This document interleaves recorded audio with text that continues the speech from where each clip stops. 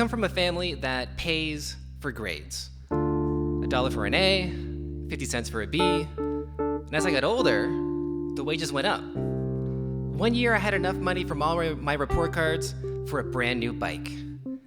Another year, the school reduced the number of subjects listed on the report cards. And I was so mad. They were taking money out of my pocket.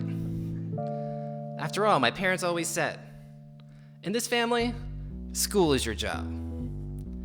So imagine the great big smile on my face when I burst through our front door one day with a 90 on a test. I held that paper high over my head so my parents could see the teacher's bright blue sticker stuck to the top. Better make a trip to the bank, Dad. Report cards are coming out soon. My dad took the paper, held it at arm's length, looked it up and down.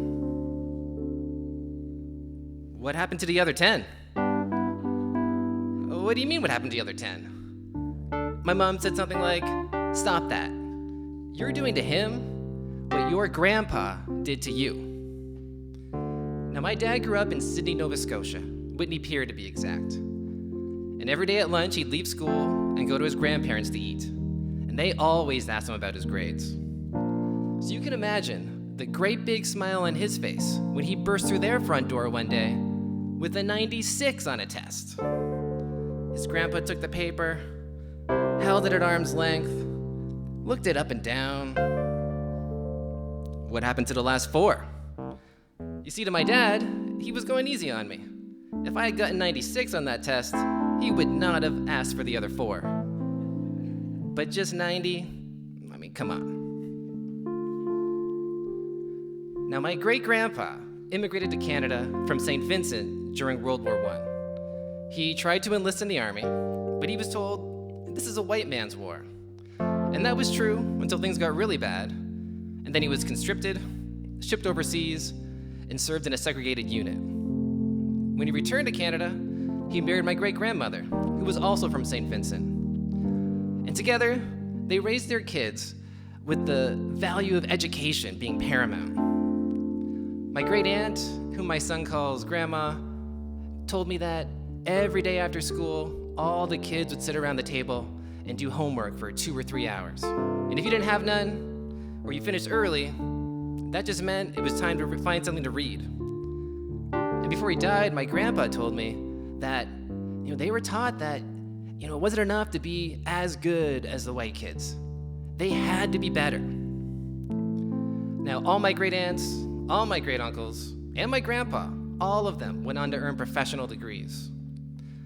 And so, for how they raised their kids and their work in the community and with their church, my great-grandfather was awarded the Order of Canada in 1967, the first black man to have that honor. And the award went to him, but it was really in recognition of, my great-grandmother's work and also of their community, Whitney Pier.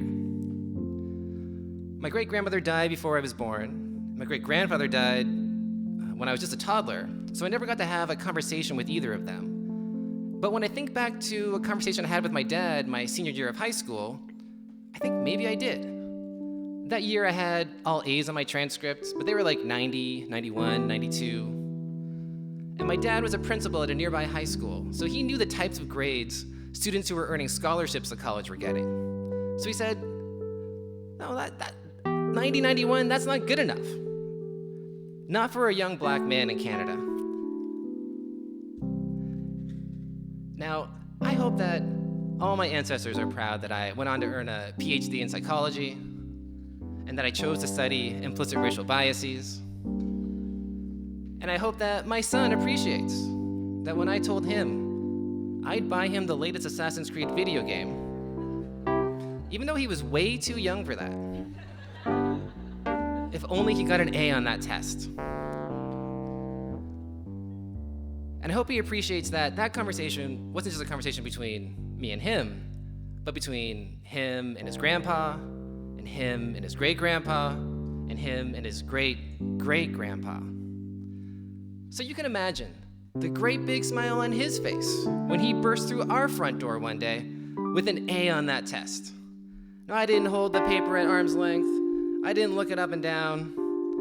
I just got out my wallet. Plus, he scored 100.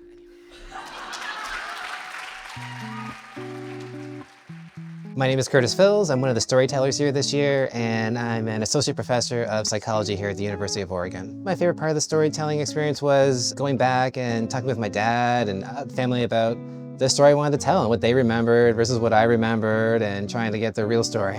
I'm not sure that if my story does have a message other than just the how wonderful it is to have the chance to go and talk to the people in your life who have these great stories, and to have the chance to add your story to theirs and share it with the world.